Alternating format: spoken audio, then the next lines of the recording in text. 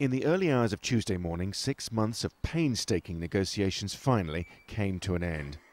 Without agreement by the 5 political parties involved, the largest Protestant Unionist party, the Democratic Unionists, could not agree to the final draft of the deal, while the Republicans of Sinn Féin, with whom they share power in local government, could.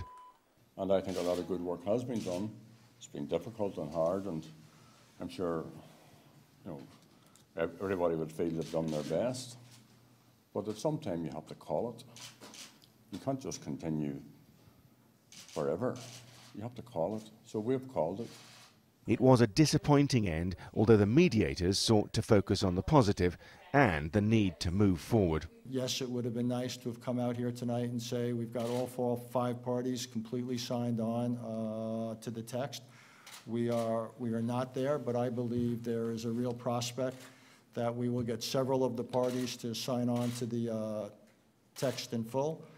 Several of the other parties will endorse significant parts of it, and together this will provide a basis for a serious, ongoing political process. Much has been achieved in the peace process, but there are still deep-seated problems to fix. They include almost tribal disagreements over which flags can fly on which days and where.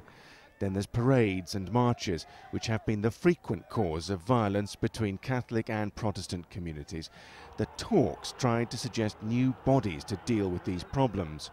One, to deal with flags, would be given months to look at issues of identity, culture and tradition.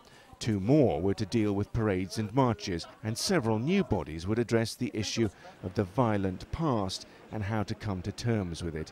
How to help victims of violence and their relatives find out about unsolved killings, and a whole range of sensitive areas of Northern Ireland's troubled past.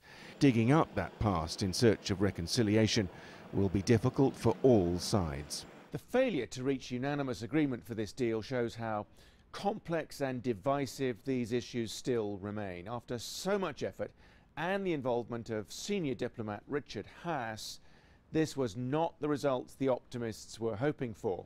It will now be left to the parties themselves to try and close the gaps and narrow the differences. But there is the sense here of an important opportunity having been missed. Simon McGregor-Wood, Al Jazeera, Belfast.